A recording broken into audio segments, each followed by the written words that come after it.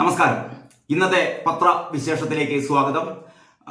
എല്ലാവർക്കും നല്ലൊരു ശുഭദിനം ആശംസിക്കുകയാണ്. ഇന്ന് നമുക്ക് ആദ്യം തന്നെ മലയാള മനോരമ പരിശോധിക്കാം. ഇതാണ് മലയാള മനോരമയുടെ ഒന്നാം പേജ്. ഒന്നാം പേജ് എന്ന് പറയാൻ പറ്റില്ല, ഇതൊരു ജാക്കറ്റ് പേജാണ്. കുറെ പരസ്യങ്ങളൊക്കെ വെച്ചിട്ട് ഉള്ള ഒരു പേജാണ്. മനോരമക്ക് രണ്ട് ഒന്നാം പേജുകൾ എന്നുള്ള രീതിയിൽ, ഉള്ളിലെ മൂന്നാം പേജാണ് യഥാർത്ഥത്തിലുള്ള ഒന്നാം പേജ് എന്നുള്ള രീതിയിൽ വിന്യസിച്ചിരിക്കുന്നത്. നമുക്ക് ഈ ജാക്കറ്റ് പേജിലെ വാർത്ത നോക്കാം. വളരെ പ്രധാനപ്പെട്ട ഒരു വാർത്ത തന്നെയാണ് ജാക്കറ്റ് പേജിലുള്ളത്. PSC കോഴ വിവാദം, നേതാവിനെതിരെ നടപടിക്ക് തുടക്കം എന്നുള്ളതാണ് ഏറ്റവും പ്രധാനപ്പെട്ട ഇതിലെ വാർത്ത. അതായത് കർശന നടപടിക്ക് സംസ്ഥാന നേതൃത്വത്തിന്റെ നിർദ്ദേശം. അറിയാലോ, PSC കോഴ വിവാദം. മനോരമയുടെ ലേഖിക എഴുതുകയാണ്, PSC അംഗത്വം വാഗ്ദാനം ചെയ്ത് 22 ലക്ഷം രൂപ കോഴ വാങ്ങി എന്ന ആരോപണത്തിൽ ടൗൺ ഏരിയ കമ്മിറ്റി അംഗമായ യുവ നേതാവിനെതിരെ അച്ചടക്ക നടപടിക്ക് തുടക്കം. വിശദീകരണം തേടാൻ CPM ജില്ലാ സെക്രട്ടേറിയറ്റ് തീരുമാനിച്ചു. ഇത് 13-ന് ചേരുന്ന ജില്ലാ കമ്മിറ്റി ചർച്ച ചെയ്യും. CPM-ന്റെയും CITU-വിന്റെയും തിരഞ്ഞെടുത്ത സ്ഥാനങ്ങളിൽ നിന്ന് നീക്കുന്നതിനപ്പുറത്തേക്ക് നടപടി ഉണ്ടാകുമെന്നാണ് വിവരം. കർശന നടപടിയെടുക്കാൻ സംസ്ഥാന നേതൃത്വം നിർദ്ദേശത്തിന്റെ അടിസ്ഥാനത്തിലാണ് ഇത്. വിഷയം ജില്ലാ കമ്മിറ്റി കൈകാര്യം ചെയ്ത രീതി സംബന്ധിച്ചും സംസ്ഥാന നേതൃത്വത്തിന് അതൃപ്തിയുണ്ട്. മറ്റൊരു പ്രധാനപ്പെട്ട കാര്യം, എന്നാൽ കോഴ ആരോപണങ്ങളും നടപടിയെടുക്കുന്ന കാര്യവും ജില്ലാ സെക്രട്ടറി P. മോഹനൻ നിഷേധിച്ചു. ഇന്നലെ മോഹന മാഷ് ചാനലുകളിലൊക്കെ പറഞ്ഞത് ഇങ്ങനെ ഒരു സംഭവമേ നടന്നിട്ടില്ല, കോഴ അങ്ങനെ എന്ത് കോഴ, ഏത് കോഴ എന്നൊക്കെയാണ് മോഹന മാഷ് ചോദിക്കുന്നത്. അങ്ങനെ വല്ലതും ഉണ്ട്, നിങ്ങൾ പരാതി തരൂ എന്നുള്ളതായിരുന്നു മോഹന മാഷിന്റെ ഒരു നിലപാട്. ഇതിൽ നമുക്ക് എന്താ പറയാ, നമുക്ക് ഇതില് അസ്വാഭാവികതയൊന്നും തോന്നേണ്ട കാര്യമില്ല. നേരത്തെ നമുക്കറിയാലോ, തിരുവമ്പാടിയിലെ മുൻ MLA ജോർജൻ തോമസിനെതിരെ ഇതേപോലെ ഒരു പരാതി ഉയർന്നിരുന്നു. ഈ കോറി മാഫിയയുമായി ബന്ധപ്പെട്ടുള്ള ഒരുപാട് വിഷയങ്ങളിൽ ജോർജൻ തോമസിനെതിരെ പരാതി ഉയർന്നപ്പോൾ അന്നും നമ്മുടെ ജില്ലാ നേതൃത്വം ഇങ്ങനെ തന്നെയായിരുന്നു എന്താ പറയാ, അവരുടെ ഒരു നിലപാട് വ്യക്തമാക്കിയത്. അങ്ങനെയൊന്നും സംഭവിച്ചിട്ടില്ല. പക്ഷേ എന്താ സംഭവിച്ചത്? അതിനുശേഷം ജോർജൻ തോമസിനെതിരെ നടപടിയെടുത്തു.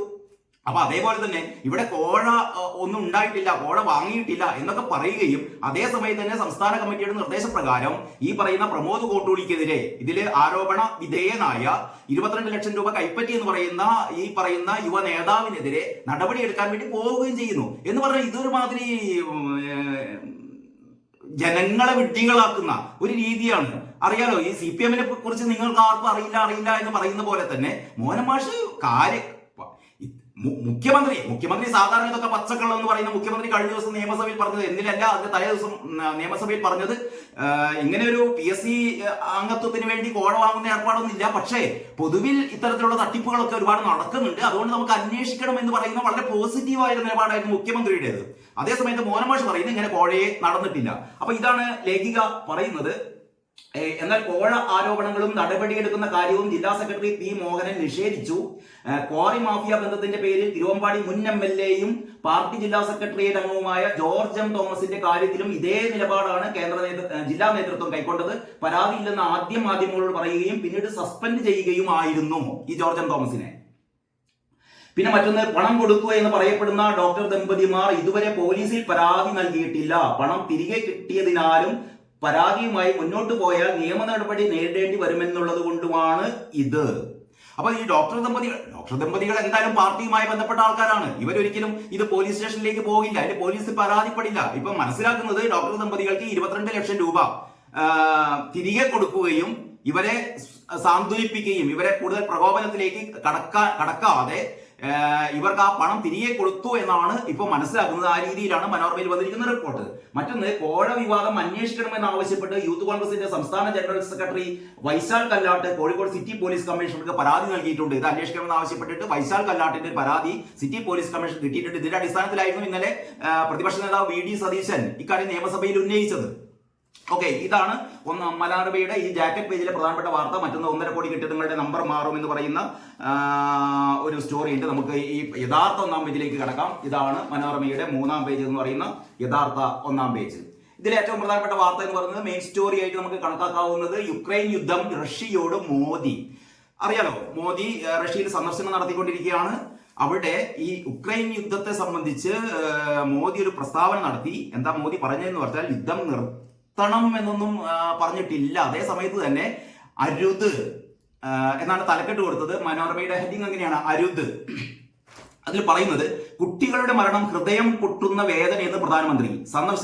സന്ദർശനത്തെ വിമർശിച്ച് സെലൻസ്കിയും US-ഉം.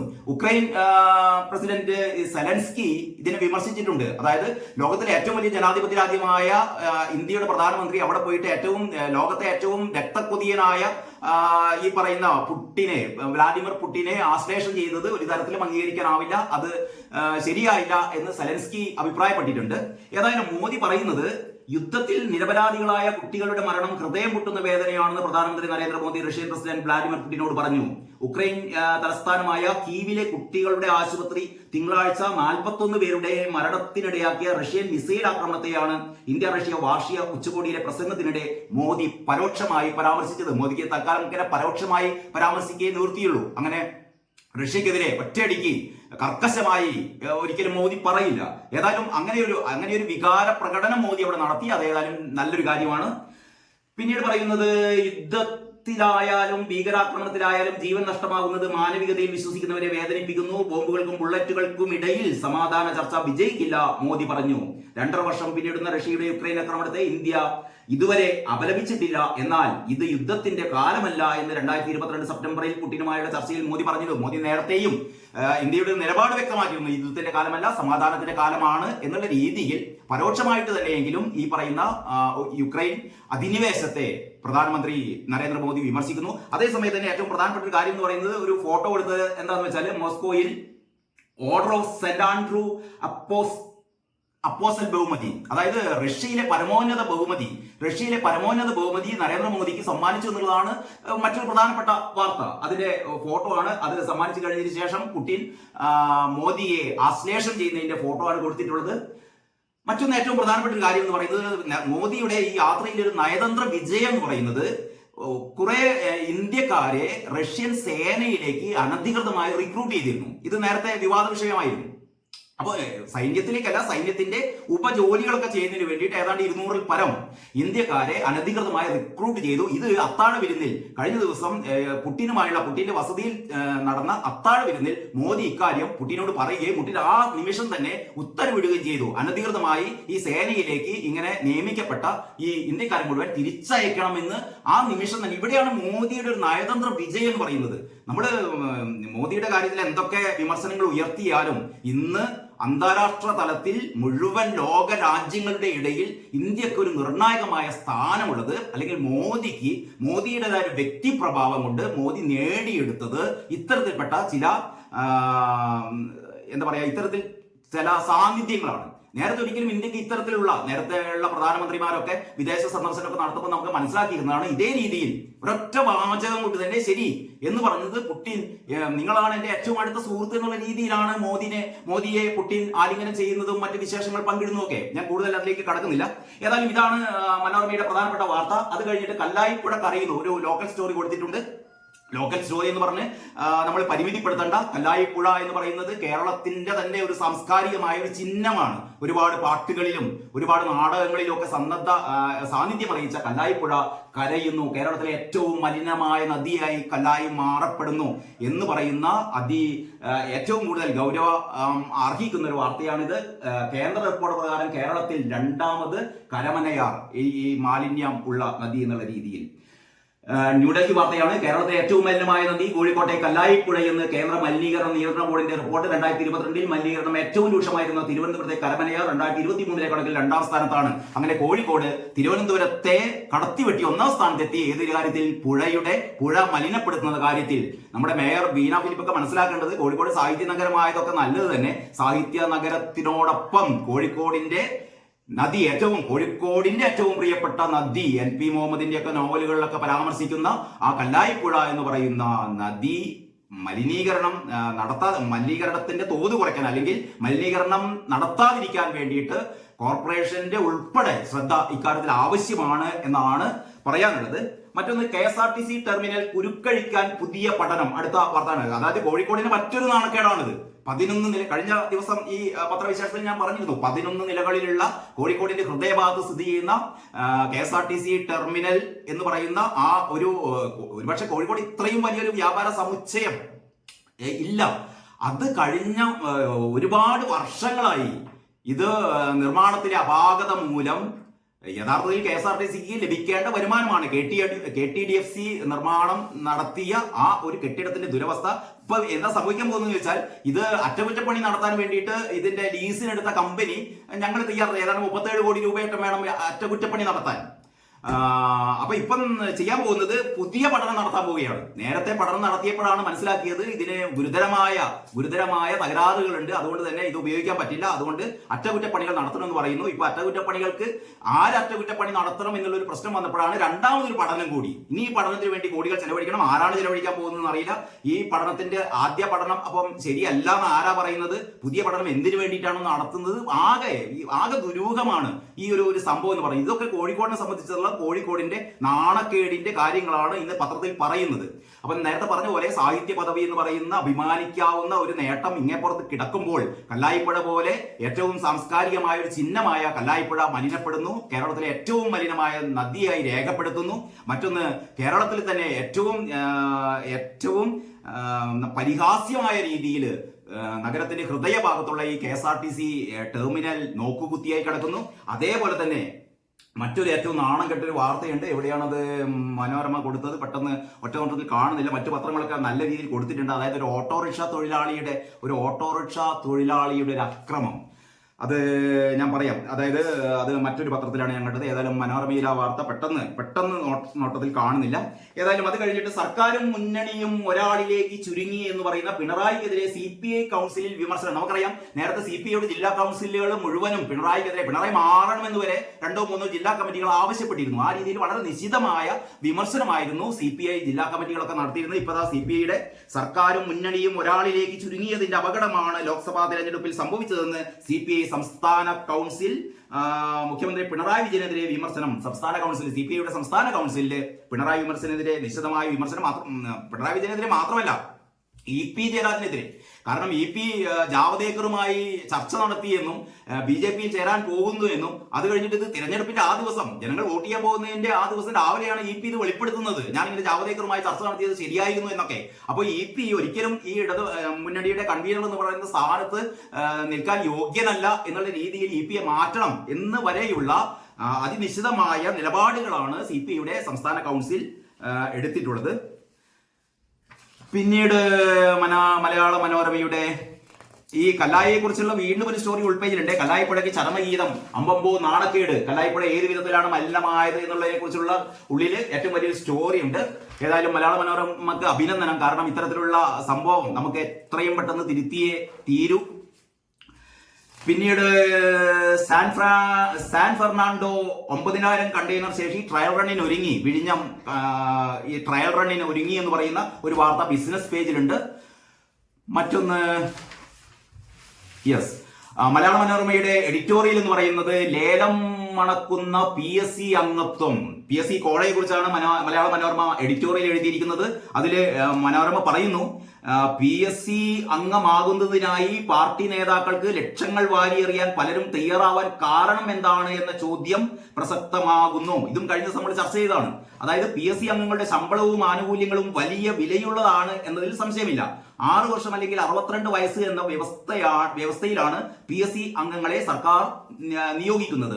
6 വർഷം ആ പദവിയിൽ ഇരിക്കുമ്പോൾ ശമ്പളമായി കിട്ടുന്നത് 1.5 കോടി രൂപയാണ്. 1,57,00,000 രൂപയാണ് 6 വർഷം കൊണ്ട് ഒരു PSC അംഗത്തിന് ശമ്പളമായി ലഭിക്കുന്നത്.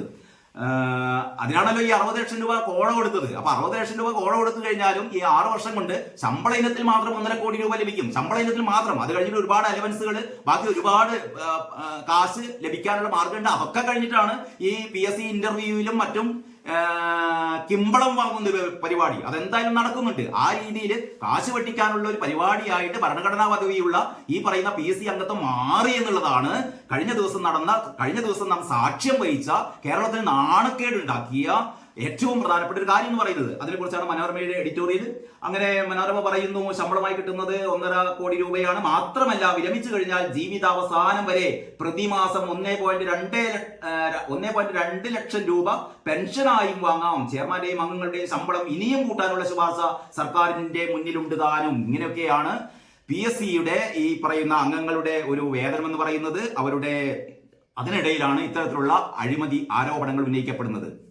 പിന്നെ ഉള്ളിലും ആ വാർത്തകൾ തന്നെയാണ് ഏറ്റവും പ്രധാനം. സബ്മിഷൻ ഉന്നയിച്ച പ്രതിപക്ഷം സഭയിൽ പോര്, PSC അംഗമാകാൻ കോഴ, കോക്കസ് പുറത്ത് കൊണ്ടുവന്ന കോക്കസ് പുറത്തു കൊണ്ടുവന്ന കോഴ. ഈ കോഴ പുറത്തു കൊണ്ടുവന്നത് കോഴിക്കോട് ജില്ലാ കമ്മിറ്റിയിൽ, കോഴിക്കോട് ജില്ലയില് CPM-ല് അതിശക്തമായ വിഭാഗീയതയുണ്ട്. അവിടെ മോഹനമാഷിന്റെ നേതൃത്വത്തിലുള്ള ഒരു ടീമും ഒരു എതിർപക്ഷത്തുള്ള ഒരു വിഭാഗവും ഉണ്ട്. ഇവിടെ അതേപോലെ തന്നെ റിയാസിനെ അനുകൂലിക്കുന്ന ഒരു വിഭാഗവും റിയാസിനെതിരായ ഒരു വിഭാഗവും ഉണ്ട്. അത് വളരെ ശക്തമാണ്. വളരെ ഈ ഒരു കോക്കസ്, റിയാസ് തന്നെ പരാതിപ്പെട്ടിരുന്ന ഒരു കോക്കസ് പ്രവർത്തിക്കുന്നുണ്ട് എന്ന്. ഇവിടെ ഒരു കോക്കസ് പ്രവർത്തിക്കുന്നുണ്ട്. ഈ കോക്കസ് ഈ തരത്തിലുള്ള വിഭാഗീയതകൾക്കിടയിലാണ് ഈ വാർത്ത പുറത്തു വരുന്നത്. കാരണം ഈ കോഴ ആവശ്യപ്പെട്ടു എന്നും 22 ലക്ഷം കൊടുത്തു എന്ന് പറയുന്നത് ഇന്നലെയും മര്യാദ നടന്ന കാര്യമല്ല. ഇത് നടന്നത് 6 മാസം മുമ്പാണ്, ഈ ലോക്സഭാ തെരഞ്ഞെടുപ്പിന് മുമ്പാണ്. ആ കാര്യം ഇപ്പോൾ പുറത്തു വന്നത് ഈ പാർട്ടിക്കുള്ളിലുള്ള ഇത്തരത്തിലുള്ള സ്പർദ്ധ കാരണമാണ്, പാർട്ടിക്കുള്ളിലുള്ള വിഭാഗീയത കാരണമാണ്. പണ്ട് VS അച്യുതാനന്ദന്റെ സജീവമായിരുന്ന കാലത്തുണ്ടായിരുന്ന വിഭാഗീയത പിണറായി വെട്ടി നികത്തിയെങ്കിലും വീണ്ടും ഇതാ വിഭാഗീയത പുറത്തേക്ക് വരുന്നു. കഴിഞ്ഞ ദിവസം നമ്മുടെ ചെറിയാൻ ഫിലിപ്പിന്റെ ഫേസ്ബുക്ക് പോസ്റ്റ് ഉണ്ടായിരുന്നു. MA baby, Pachakuthira മാസികയിൽ MA baby ഈ സർക്കാരിന്റെ പ്രവർത്തനങ്ങളെ അല്ലെങ്കിൽ പാർട്ടിയുടെ പ്രവർത്തനങ്ങളെ അതിനിശ്ചിതമായി വിമർശിച്ചുകൊണ്ട് പിണറായി വിജയനെതിരെ പരോക്ഷമായെങ്കിലും ഒരുപാട് വിമർശനങ്ങൾ ഉന്നയിച്ചുകൊണ്ടായിരുന്നു MA ബേബിയുടെ ഈ പറയുന്ന പച്ചക്കുതിരയുടെ ലേഖനം. അപ്പോ MA ബേബി, ആലപ്പുഴയിലെ G സുധാകരൻ, പിന്നെ നമ്മുടെ തോമസ് ഐസക് എന്നിവരൊക്കെ ഉൾപ്പെട്ട A വിജയരാഘവൻ എന്നിവരൊക്കെ ഉൾപ്പെട്ട ഒരു തിരുത്തൽ സംഘം CPM-ൽ ശക്തിപ്പെടുന്നു. അതേ അവസരത്തിൽ തന്നെ നിലപാട് വ്യക്തമാക്കാത്ത ചില നേതാക്കളുണ്ട്. മറ്റൊന്ന്, ഈ പാർട്ടി ജില്ലാ സെക്രട്ടറിമാരുടെ നേതൃത്വത്തിൽ ചില ജില്ലകളിൽ ഇതിനോട് അനുഭാവം പ്രകടിപ്പിക്കുന്നുണ്ട്. ഏറ്റവും പ്രധാനപ്പെട്ട കാര്യം എന്ന് പറയുന്നത് ഈ ദേശീയ നേതൃത്വത്തിൽ യെച്ചൂരിയും കാരാട്ടും ഈ പിണറായിക്കെതിരായ ഈ പറയുന്ന തിരുത്തൽവാദ ഗ്രൂപ്പിനൊപ്പമാണ് എന്നുമൊക്കെയാണ് ചെറിയാൻ ഫിലിപ്പാണ് പറയുന്നത്. അപ്പോൾ അതില് കാര്യം ഇല്ല എന്നൊന്നും നമുക്ക് പറയാൻ പറ്റില്ല. കാരണം ചെറിയാൻ ഫിലിപ്പിന് വളരെ കൃത്യമായി കാര്യങ്ങളൊക്കെ അറിയാം. ട്രോജൻ കുതിര എന്നാണ് ചെറിയാൻ ഫിലിപ്പ് MA ബേബിയെ വിശേഷിപ്പിച്ചത്. കാരണം ഈ കാര്യങ്ങളൊക്കെ പച്ചക്കുതിര മാസികയിൽ വളരെ സ്പഷ്ടമായി തുറന്നു പറഞ്ഞിട്ടുള്ള ഒരു പശ്ചാത്തലത്തിൽ നമുക്കറിയാം. നേരത്തെ തന്നെ നമ്മുടെ G സുധാകരൻ അതിശക്തമായി പാർട്ടി നേതൃത്വത്തിനെതിരെ, പിണറായിക്കെതിരെ ശക്തമായ നിലപാട് കൈക്കൊണ്ടിരുന്നു. അതിനുശേഷം ഐസക് ഇപ്പൊ ഈ അടുത്ത കാലത്താണ് ആ രീതിയിലുള്ള വിമർശനങ്ങൾ ഉയർത്തിയത്, ഇപ്പോഴും ഉയർത്തിക്കൊണ്ടേയിരിക്കുന്നു. അവരുടെ കൂട്ടത്തിലേക്കാണ് ഇപ്പോൾ ആരും വരുന്നത്, നമ്മുടെ MA ബേബിയും വരുന്നത്. P ജയരാജൻ നേരത്തെ തന്നെ അത്തരത്തിലുള്ള ഒരു നിലപാടെടുത്തിരുന്നു. അപ്പോൾ ആ രീതിയിലുള്ള CPM-ൽ വിഭാഗീയത ശക്തിപ്പെടുകയാണ് എന്ന് പറയുന്ന ഒരു സംഭവം കൂടി ഉണ്ട്. പിന്നെ മലയാള മനോരമ, നമുക്ക് തൽക്കാലം മലയാള മനോരമയുടെ വിശേഷങ്ങൾ ഞാൻ നേരത്തെ പറഞ്ഞല്ലോ, ഈ കോഴിക്കോടിന്റെ ഒരു നാണം കെടുത്തുന്ന ഒരു പരിപാടി ഇതാ. വയോധികയെ ആക്രമിച്ച് കവർച്ച, ജീവകാരുണ്യ പ്രവർത്തകനായ ഓട്ടോ ഡ്രൈവർ പിടിയിൽ. മലയാള മനോരമയുടെ പ്രാദേശിക പേജിലാണ് ഈ വാർത്തയുള്ളത്. യഥാർത്ഥത്തിൽ മലയാള മനോരമ ഇങ്ങനെ കൊടുത്താൽ പോരത്, എങ്കിലും വളരെ നല്ല രീതിയിൽ തന്നെ വയോധികയെ ആക്രമിച്ച് കവർച്ച, ജീവകാരുണ്യ പ്രവർത്തകനായ ഓട്ടോ ഡ്രൈവർ പിടിയിൽ. സാധാരണ നമ്മൾ പറയാറുള്ളത് കോഴിക്കോട്ടെ ഓട്ടോക്കാര് നന്മയുടെ നിറകുടം എന്നൊക്കെയാണ് പറയുക. കോഴിക്കോട്ടെ ഓട്ടക്കാര് ഒരു മണ്ണാങ്കട്ടിയുമില്ല. കോഴിക്കോട്ടെ ഓട്ടോക്കാരെന്ന് പറഞ്ഞാൽ എന്താ പറയാ, ഒരു തരത്തിലും നന്മയുടെ ഒരു കണിക പോലും ഇല്ലാത്ത ഒരുപാട് ഓട്ടോ ഡ്രൈവർമാർ കോഴിക്കോടുണ്ട്. കോഴിക്കോട് യഥാർത്ഥത്തിൽ ഒരുപാട് നല്ല ഓട്ടോ ഡ്രൈവർമാരുണ്ട് എന്നൊക്കെ നമുക്കറിയാം. പക്ഷേ ഇവരുടെ ഈ നന്മയെ നശിപ്പിക്കാൻ വേണ്ടിയിട്ട് ഒരുപാട് ഈ ജനങ്ങളെ പിഴിയുന്ന, ജനങ്ങളെ ആക്രമിക്കുന്നു. അതായത് നിങ്ങൾ നോക്കണം, ഒരു വയോധികയെ പുലർച്ചയ്ക്ക് ട്രെയിനിൽ വന്നിറങ്ങിയ ഒരു വയോധികയെ നമ്മുടെ MCC സ്റ്റാൻഡിന്റെ മുന്നിൽ നിന്ന് ഓട്ടോറിക്ഷ കയറിയതാണ്. ഇവർ KSRTC സ്റ്റാൻഡിലേക്ക് ഓട്ടോറിക്ഷ കയറിയതാണ്. എന്നിട്ട് ഈ പറയുന്ന ഓട്ടോ ഡ്രൈവർ മുതലക്കുളം മൈതാനിക്ക് സമീപത്ത് വെച്ച് ഇവരുടെ കഴുത്തിലുള്ള 2 പവന്റെ മാല ശക്തമായി പിടിച്ചു പറിക്കുകയും ഈ വയോധികയെ പുറത്തേക്ക് തള്ളിയിടുകയും ചെയ്ത ഒരു തരത്തിലും നമുക്ക് കോഴിക്കോട്ടെ ഓട്ടോറിക്ഷ ഡ്രൈവറെ ഇങ്ങനെ ചെയ്യും. മാത്രമല്ല, ഇയാളൊരു ജീവകാരുണ്യ പ്രവർത്തകനാണ് അത്രേ. അതായത് ഈ അപകടത്തിൽപ്പെടുന്ന ആളുകളെ ആശുപത്രിയിലേക്കൊക്കെ കൊണ്ടുപോകുന്ന ജീവകാരുണ്യ പ്രവർത്തകനാണ് ഇയാളെന്ന് പറയുന്നു. ഈ മനുഷ്യനാണ് ചെയ്തത്. ഈ ഓട്ടോ ഡ്രൈവർ മൊത്തം കോഴിക്കോട്ടെ ഓട്ടോ ഡ്രൈവർമാർക്ക് മുഴുവൻ അപമാനകരമാണ് ഈ പ്രതി. അതിലിങ്ങനെയാണ് പറയുന്നത്, 6 ദിവസം പരിശോധിച്ചത് 332 LPG ഓട്ടോറിക്ഷകൾ. ഒടുവിൽ ജീവകാരുണ്യ പ്രവർത്തകനായ പ്രതി വലയിൽ. പുലർച്ചെ റെയിൽവേ സ്റ്റേഷനിൽ നിന്ന് ഓട്ടോയിൽ കയറിയ വയോധികയെ ആക്രമിച്ച് 2 പവൻ സ്വർണം കവർന്ന് വഴിയിൽ തള്ളിയ കേസിൽ കുണ്ടായിത്തോട് സുരഭിക്ക് സമീപം കുളത്തറമ്മൽ വീട്ടിൽ ഉണ്ണികൃഷ്ണനെയാണ്, 50 വയസ്സാണ് കേട്ടോ, SI PK ഇബ്രാഹിം അറസ്റ്റ് ചെയ്തത്. അപകടങ്ങളിൽ പരിക്കേറ്റ് റോഡിൽ കിടക്കുന്നവരെ ആശുപത്രിയിൽ എത്തിക്കുന്ന സംഘത്തിലെ സജീവ പ്രവർത്തകനാണ് പ്രതി. ഇതിനാൽ പിടികൂടിയപ്പോൾ പോലീസിനും ആദ്യം സംശയമായിരുന്നു. വിശദമായി ചോദ്യം ചെയ്തപ്പോഴാണ് കവർച്ച സമ്മതിച്ചത്. പ്രതിക്കെതിരെ നേരത്തെ ടൗൺ പോലീസിൽ കേസുണ്ട്.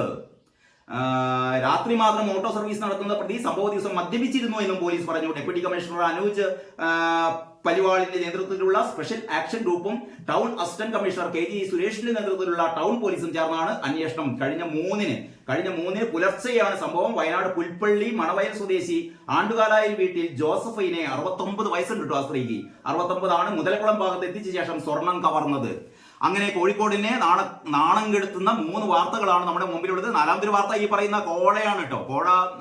കോഴിക്കോടിനെ നാണം കെടുത്തി എന്നല്ല പറയേണ്ടത്, CPM-നെ നാണം കെടുത്തിയ വാർത്ത. നമുക്ക് മാതൃഭൂമിയിലേക്ക് കടക്കാം. മാതൃഭൂമിയുടെ 1-ാം പേജാണ് നിങ്ങൾ ഈ കാണുന്നത്. മാതൃഭൂമിയുടെ ഏറ്റവും പ്രധാനപ്പെട്ട വാർത്ത കാണാലോ. PSC കോഴ നടപടിക്ക് CPM.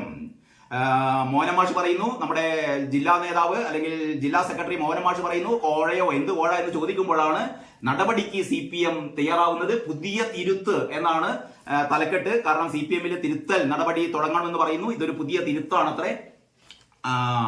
അതിൽ പറയുന്നു, പരാതി അറിഞ്ഞിട്ടേയില്ലെന്ന് CPM ജില്ലാ സെക്രട്ടറി. അതിന്റെ ഹൈലൈറ്റ്സ് ആണ്. ജില്ലാ ഘടകത്തോട് അതൃപ്തി പ്രകടിപ്പിച്ച് സംസ്ഥാന നേതൃത്വവും ജില്ലാ നേതൃത്വവും തമ്മിലുള്ള ഒരു ഭിന്നത ഇവിടെ വളരെ രൂക്ഷമായിക്കൊണ്ടിരിക്കുകയാണ്. ഇതിൽ പറയുന്നത്, PSC അംഗത്വം വാഗ്ദാനം ചെയ്ത് കോഴ വാങ്ങിയെന്ന ആരോപണത്തിൽ നടപടിയെടുക്കാൻ കോഴിക്കോട് ജില്ലാ നേതൃത്വത്തിന് CPM സംസ്ഥാന സമിതിയുടെ കർശന നിർദ്ദേശം. മോഹനമാഷേ, സംസ്ഥാന സമിതിയുടെ കർശന നിർദ്ദേശം.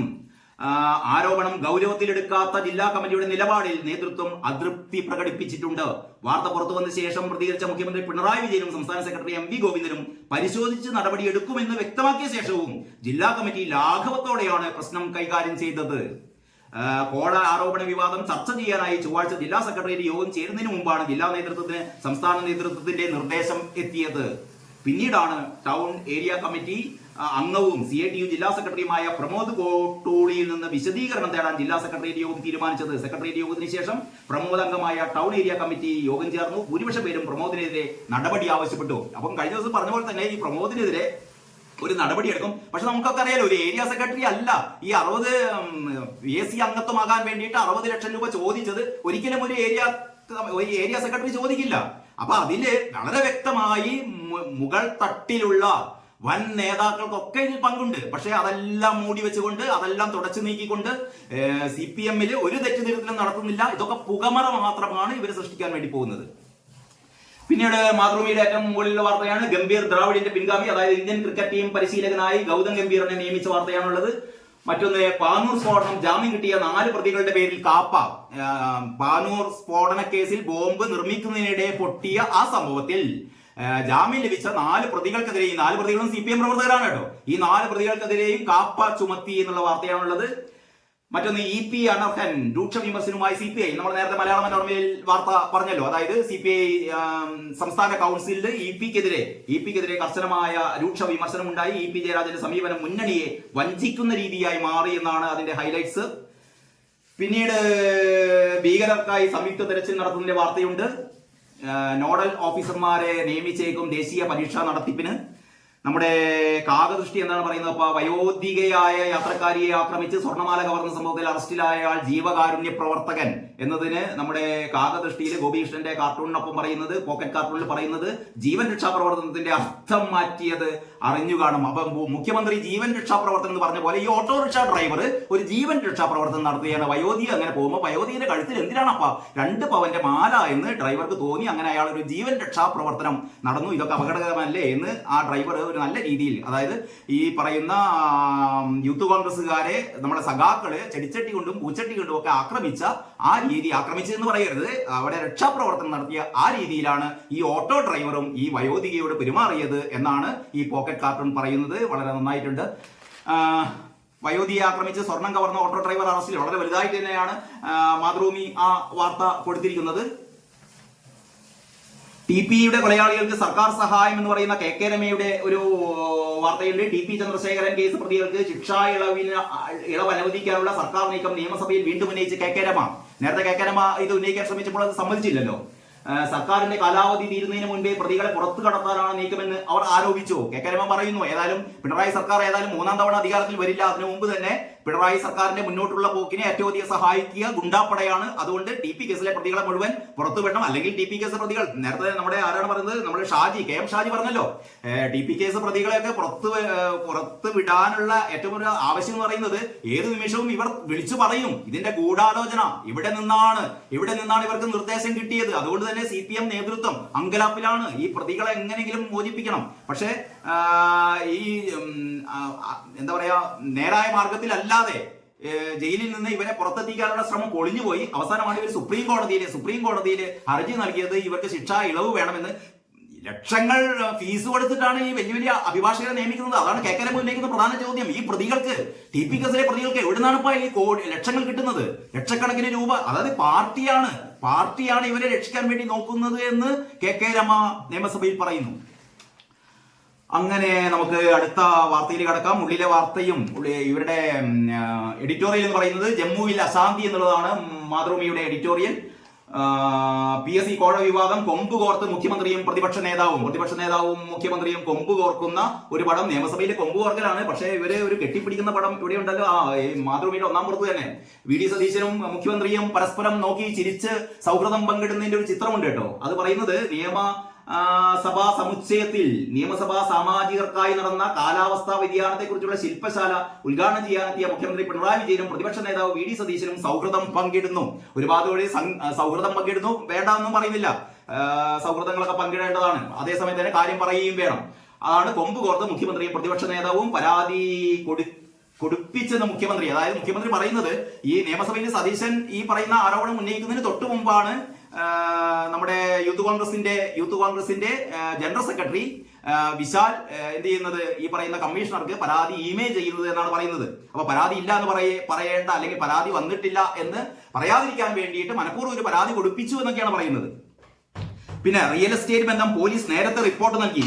TK ബാലനാരായണൻ എന്ന് പറയുന്നത് വളരെ മിടുക്കനായ മാതൃഭൂമിയിലെ റിപ്പോർട്ടറാണ്. നേരത്തെ ബാലനാരായണൻ കേരളമോദിയിലായിരുന്നു. എനിക്ക് വളരെ പേഴ്സണലായിട്ട് അറിയാവുന്ന ഒരു റിപ്പോർട്ടറാണ് TK ബാലനാരായണന്റെ സ്റ്റോറി റിയൽ എസ്റ്റേറ്റ് ബന്ധം പോലീസ് നേരത്തെ റിപ്പോർട്ട് നൽകി. ഇത് സംബന്ധിച്ച് ഏറ്റവും കൃത്യമായ ഒരു റിപ്പോർട്ടാണ്, അല്ലെങ്കിൽ വളരെ ഗൗരവമുള്ള ഒരു റിപ്പോർട്ടാണ് ബാലനാരായണൻ പറയുന്നത്. ബാലനാരായണന്റെ ഈ റിപ്പോർട്ട് റിയൽ എസ്റ്റേറ്റ് ബന്ധം പോലീസ് നേരത്തെ തന്നെ റിപ്പോർട്ട് നൽകി.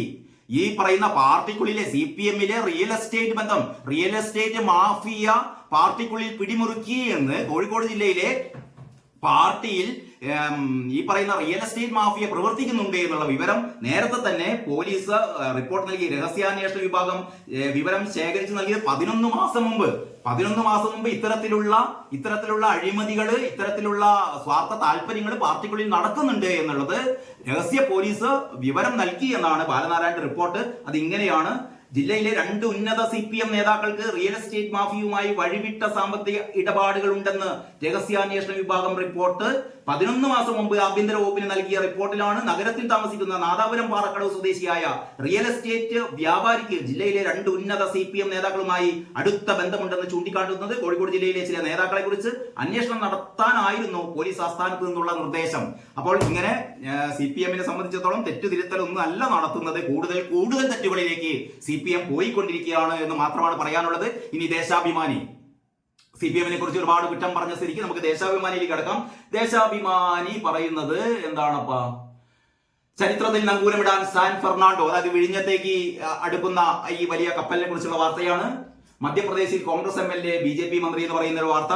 PSCയെ അപകീർത്തിപ്പെടുത്തരുത്, അന്വേഷണത്തിന് സന്നദ്ധം എന്ന് പറഞ്ഞാൽ കോഴ ഇടപാടുകളൊന്നുമില്ല, അന്വേഷണത്തിന് സന്നദ്ധം എന്ന് പറയുന്ന മുഖ്യമന്ത്രിയുടെ ഒരു പ്രസ്താവനയാണ് മെയിനാക്കിയത്. ഇതേവരെയുള്ള PSC അംഗങ്ങളെ കുറിച്ചോ അവരുടെ നിയമനത്തെ കുറിച്ചോ ഒരാക്ഷേപവും ഉയർന്നിട്ടില്ല. ഒരുപാട് ആക്ഷേപങ്ങളോടെ ഉയർന്നിട്ടുണ്ട്. വഴിവിട്ട് നടപടികൾ അംഗീകരിക്കുകയോ വകവെച്ചു കൊടുക്കുകയോ ചെയ്യില്ല എന്നാണ് മുഖ്യമന്ത്രി പറയുന്നത്. പിന്നെ കോളറ പ്രതിരോധം ശക്തമാക്കി കേരളത്തിലെ പകർച്ചവ്യാധികളുടെ ഒരു ഘോഷയാത്രയാണ്. ഡെങ്കിപ്പനി, എലിപ്പനി, ഇപ്പോഴിതാ കോളറ വീണ്ടും തലപൊക്കുന്നു.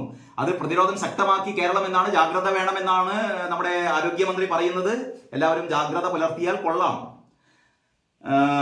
മറ്റൊന്ന്, ഉഭയകക്ഷി വ്യാപാരം 8.35 ലക്ഷം കോടിയാക്കും. അതായത് റഷ്യയില് നമ്മുടെ മോദി നടത്തിയ സന്ദർശനത്തെ കുറിച്ചുള്ള വാർത്ത ഏറ്റവും താഴെ ഒട്ടും പ്രാധാന്യമല്ലാത്ത രീതിയിൽ ഒരു പത്രത്തെ സംബന്ധിച്ചിടത്തോളം പത്രത്തിലെ ഏറ്റവും ശ്രദ്ധ കിട്ടാത്ത ഒരു മൂലയാണ്. ഈ മൂലയിലാണ് ഈ മോദിയും പുടിനും തമ്മിലുള്ള സഹകരണ കരാറിന്റെ വാർത്ത. മോദിക്ക് റഷ്യയിലെ പരമോന്നത ബഹുമതി സമ്മാനിച്ചത് ഈ സൈനികരെ മോചിപ്പിക്കാൻ, അങ്ങനെ ഏറ്റവും എനിക്ക് തോന്നുന്നു ഇന്നലത്തെ ഏറ്റവും പ്രധാനപ്പെട്ട വാർത്ത എന്ന് പറയുന്നത് അത് തന്നെയാണ്. ഈ യുക്രൈൻ യുദ്ധത്തിൽ തുറന്നു പറഞ്ഞില്ലെങ്കിൽ കൂടി മോദിയുടെ ഇടപെടൽ, മോദി പരോക്ഷമായെങ്കിലും പുടിനോട് യുദ്ധം നിർത്തണമെന്ന് പറയുന്നത്, റഷ്യയിലെ പരമോന്നത ബഹുമതി മോദിക്ക് സമ്മാനിക്കുന്നത്, മോദി പുടിനെ ആലിംഗനം ചെയ്യുന്നത്, ഇന്ത്യയുമായി ഉണ്ടാക്കുന്ന വ്യാപാര കരാറുകൾ, സൈന്യത്തില് അനധികൃതമായി റിക്രൂട്ട് ചെയ്തവരെ മോചിപ്പിക്കാനുള്ള, മോദിയുടെ ഇടപെടലിലൂടെ മോചിപ്പിക്കാനുള്ള നീക്കം, ഇങ്ങനെ അതിപ്രധാനമായ വാർത്തകൾ മുഴുവനും ദേശാഭിമാനി ഇങ്ങനെ മൂലക്ക് കൊണ്ടുപോയി ഒതുക്കിയിരിക്കുന്നു. ഇങ്ങനെയൊക്കെ പത്രപ്രവർത്തനം നടത്തേണ്ട ആവശ്യമുണ്ടോ? ഇപ്പോൾ മോദിയുടെ ഇത് കണ്ടാൽ ഏറ്റവും എന്താ പറയാ വൃത്തികെട്ട രീതിയിലുള്ള ഒരു ഫോട്ടോ ആണ് നാളെ കൊടുത്തത്. ഇതൊന്നും മുകളിൽ നന്നായി കൊടുത്തു എന്ന് വിചാരിച്ചിട്ട് എന്താ പറയാ ദേശാഭിമാനിയുടെ പത്രപ്രവർത്തന പ്രതിച്ഛായ നഷ്ടപ്പെട്ടു പോകുന്നില്ല. ഇതൊക്കെയാണ് ഈ പാർട്ടി പ്രവർത്തന തകരാറെന്ന് പറയുന്നത്. നമ്മള് പക്ഷപാതമൊക്കെ ആവാം, പക്ഷേ വാർത്തകൾ അത്യാവശ്യം തന്നെയെങ്കിലും അതിൻ്റെതായ ഒരു മെറിറ്റിൽ കൊടുക്കേണ്ട കാര്യമില്ലേ? അപ്പോൾ അതൊക്കെയാണ്. പിന്നീട് ദേശാഭിമാനിക്ക് പ്രത്യേകിച്ചൊന്നും പറയാനില്ല, കാരണം ഏറ്റവും പ്രധാനപ്പെട്ട വാർത്തകളൊന്നും ദേശാഭിമാനിക്ക് കൊടുക്കാൻ പറ്റില്ല, കാരണം അതൊക്കെ സഖാക്കൾക്കെതിരായ വാർത്തകളാണ്. നമുക്ക് കേരള കൗമുദിയിലേക്ക് കിടക്കാം. കേരള കൗമുദി യഥാർത്ഥത്തിൽ ഇന്ന് ആഘോഷിക്കുകയാണ് മോദിയുടെ ഈ പുടിനുമായുള്ള ആലിംഗനം, റഷ്യ സന്ദർശനം. ഇന്ന് യഥാർത്ഥത്തിൽ ഇത് ആഘോഷിച്ചത് കേരള കൗമുദിയാണെന്ന് പറയാതെ വയ്യ. ഈ പടം, ഏറ്റവും മനോഹരമായ ഒരു പടം, അതിന്റെ എല്ലാവിധ പ്രൗഢിയോടും എല്ലാവിധ സൗന്ദര്യത്തോടും കൂടിയിട്ട് ഇത് വിന്യസിച്ചിരിക്കുന്നു. മൊത്തം പത്രം കാണാൻ തന്നെ ഒരു മൊഞ്ചുണ്ട്. കോഴിക്കോട് ഭാഷയിൽ പറയുകയാണെങ്കിൽ ഒരു നല്ല മൊഞ്ചുള്ള ഒരു പത്രം എന്നുള്ള രീതിയിൽ പറയാം. വാർത്തകളൊക്കെ നല്ല രീതിയിൽ. പക്ഷെ അതിന്റെ തലക്കെട്ട് കണ്ടില്ലേ, യുദ്ധം നിറുത്തൂ. പക്ഷെ യുദ്ധം നിറുത്തൂ എന്ന് മോദി പറഞ്ഞിട്ടില്ല. പക്ഷെ യുദ്ധം നിറുത്തൂ എന്നുള്ള രീതിയിലാണ് മോദിയുടെ ഈ പറയുന്ന പ്രസംഗത്തിലെ ചില പരാമർശങ്ങൾ ഉണ്ടായത്. പുടിനോട് വീണ്ടും മോദി, അങ്ങനെയാണ് തലക്കെട്ട് കൊടുത്തിരിക്കുന്നത്. വൈറലായി ആലിംഗനം, ഈ പറയുന്ന ആലിംഗനം വളരെ വൈറലായി എന്ന് പറയുന്നു. അതായത് മോദിയും പുടിനും ആലിംഗനം ചെയ്യുന്ന ചിത്രം ലോകമാകെ വൈറലായി. മോസ്കോ പ്രാന്തത്തിലുള്ള പുടിന്റെ വസതിയിലായിരുന്നു ഈ അപൂർവ നിമിഷം. ഏറ്റവും പ്രിയപ്പെട്ട സുഹൃത്തെ കണ്ടതിൽ സന്തോഷം എന്ന് പറഞ്ഞുകൊണ്ടാണ് പുടിന്റെ ആലിംഗനം. 3ാം തവണയും അധികാരത്തിൽ വന്നതിന് മോദിയെ പുടിൻ അഭിനന്ദിച്ചു എന്നൊക്കെ പറയുന്നു. പിന്നെ ഇന്ത്യക്കാരെ ഉടൻ മോചിപ്പിക്കും എന്ന് പറയുന്ന ആ വാർത്ത, സൈന്യത്തിലെ അനധികൃതമായി റിക്രൂട്ട് ചെയ്തവരെ ഉടൻ മോചിപ്പിക്കും എന്ന് പറയുന്ന സബ്ഹെഡിങ്. പരമോന്നത ബഹുമതി ഏറ്റുവാങ്ങി റഷ്യയുടെ പരമോന്നത സിവിലിയൻ ബഹുമതിയായ Order of Saint Andrew Apostle Putin ഇന്നലെ മോദിക്ക് നൽകി. 2019 പ്രഖ്യാപിച്ചതാണ് ഈ ബഹുമതി. ഇന്ത്യയിലെ ജനങ്ങൾക്ക് ഇത് സമർപ്പിക്കുന്നതായി മോദി പറഞ്ഞു. ഇങ്ങനെയൊക്കെയാണ് വാർത്ത. വലതുഭാഗത്ത് സതീശൻ മുഖ്യമന്ത്രി വാക്കൂര്, PSC അംഗത്വം ലേലത്തിനോ അന്വേഷിക്കും, എല്ലാം സുതാര്യം എന്ന് പറയുന്ന, ഞാൻ വീണ്ടും ആവർത്തിക്കുന്നില്ല, നേരത്തെ പറഞ്ഞ ഈ മുഖ്യമന്ത്രിയും സതീശനും തമ്മിൽ നിയമസഭയിൽ നടന്ന വാക്പോരുകൾ ആണ് പറയുന്നത്. പിന്നെ ഈ നല്ല കാര്യങ്ങളൊക്കെ ചെയ്യുമ്പോഴും കേരളത്തിൽ ചില ഈ പ്രൊഫഷണൽ അല്ലാത്ത ചില കാര്യങ്ങൾ, ഈ മുഖ്യമന്ത്രിയുടെയും സതീശന്റെയും ഓരോ ഫോട്ടോ ചെറുതായിട്ട് കൊടുത്തിട്ടുണ്ട്. മുഖ്യമന്ത്രിയുടെ ഫോട്ടോന്റെ അടിയിൽ വളരെ പ്രയാസപ്പെട്ടിട്ട് ചരിച്ചും വളച്ചും ഒക്കെ പിണറായി വിജയൻ എന്ന് എഴുതിയിട്ടുണ്ട്. പിണറായിനെ കണ്ടാൽ പിണറായി വിജയൻ എന്ന് ക്യാപ്ഷൻ കൊടുക്കുക എന്ന് പറഞ്ഞാൽ ഇവിടുത്തെ എന്ത് പത്രപ്രവർത്തനാണിത്? VD സതീശനെയും പിണറായി വിജയനെയും അറിയാത്ത കേരളത്തിൽ വായനക്കാരുണ്ടോ ഈ അടിയിൽ ക്യാപ്ഷൻ ഇങ്ങനെ കൊടുക്കാൻ? ഇത്തരത്തിലുള്ള ചില ബാലിശമായ ചില കാര്യങ്ങൾ, ഈ നല്ലത് പറയുമ്പോഴും നമ്മൾ കാര്യം പറയണല്ലോ. ഇതൊക്കെ ഒന്ന് ശ്രദ്ധിച്ചാൽ കൊള്ളാം എന്നാണ് എനിക്ക് പേജ് സെറ്റ് ചെയ്യുന്ന ആളുകളോട് പറയാനുള്ളത്. മറ്റൊന്ന്, മദ്യക്കുപ്പികളിൽ QR കോഡ് 12 തുടക്കം. ശ്രീകുമാർ പള്ളിയിലത്തിന്റെ വാർത്തയാണ്. ശ്രീകുമാർ പള്ളിയിലത്ത് ഇത്തരത്തിലുള്ള ബീവറേജസ് കോർപ്പറേഷനുമായി ബന്ധപ്പെട്ട് ഒരുപാട് വാർത്തകൾ മുമ്പ് എഴുതിയ ആളാണ്. മദ്യക്കുപ്പികളിൽ QR കോഡ് വരുന്നു, 12 തുടക്കം എന്ന് പറയുന്നത്. എന്ന് പറഞ്ഞാൽ നല്ല മദ്യം കഴിക്കാനുള്ള ഒരു അവകാശം മദ്യപാനികൾക്കുണ്ട്. പിന്നീട് വിഴിഞ്ഞം തുറമുഖം പൂവണിയുന്നു. തലക്കെട്ട് ഇടുമ്പോൾ കുറേ കൂടിയും ശ്രദ്ധിക്കാം കേട്ടോ. ഈ കേരള കൗമുദിയുടെ എഡിറ്റോറിയൽ ഡെസ്കിനോടാണ് പറയുന്നത്. വിഴിഞ്ഞം തുറമുഖം പൂവണിയുന്നു. ഇതൊക്കെ പഴകി പതിഞ്ഞ പതിറ്റാണ്ടുകൾക്കപ്പുറത്ത് എനിക്കൊക്കെ ഓർമ്മയുണ്ട്. നമ്മളൊക്കെ പത്രപ്രവർത്തനം തുടങ്ങുന്ന കാലത്ത്, ഞാൻ ആരാണെന്ന് ഓർമ്മിക്കുന്നില്ല, കള്ളനോട്ടുകളുടെ പൂക്കാലം എന്ന് പറഞ്ഞൊരു തലക്കെട്ടാണ് എൻ്റെ മനസ്സിലേക്ക് പെട്ടെന്ന് വരുന്നത്. അത് കേരള കൗമുദിയിലും കലാകൗമുദി വാരികയിലൊക്കെ വന്ന ഒരു തലക്കെട്ടായിരുന്നു. എത്ര വർഷങ്ങൾക്ക് മുമ്പ്, 30-40 വർഷങ്ങൾക്ക് മുമ്പുണ്ടായിരുന്ന ഒരു സംഭവം ഏതാണ്ട് ഇന്നും ആ രീതിയിൽ തന്നെ പൂവണിയുന്നു. വിഴിഞ്ഞം തുറമുഖം പൂവണിയുകയാണല്ലോ. അപ്പം തലക്കെട്ടിൽ കുറേ കൂടി ഒരു ശുഷ്കാന്തി ഉണ്ടാകുന്നത് നല്ലതാണെന്ന് മാത്രമേ പറയാനുള്ളൂ. കേരള കൗമുദിയുടെ ഉള്ളിലെ പേജിലേക്ക് പോകാൻ നമുക്ക് സമയമില്ല. ഉള്ളിലെ പേജ് ജസ്റ്റ് ഒന്ന് നോക്കാം. കാശ്മീർ ഭീഷണിയായി ഭീകരർ വീണ്ടും എന്നുള്ളതാണ് എഡിറ്റോറിയൽ.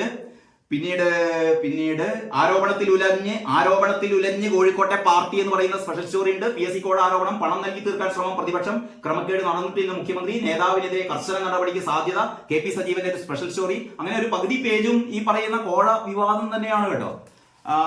കേരളത്തിന്റെ ഉള്ളിലുള്ളത്. നമുക്ക് മാധ്യമം കൂടി ഒന്ന് പരിശോധിക്കാം. PSC അംഗത്വ കോഴ വിവാദം, സഭയിൽ പോര്.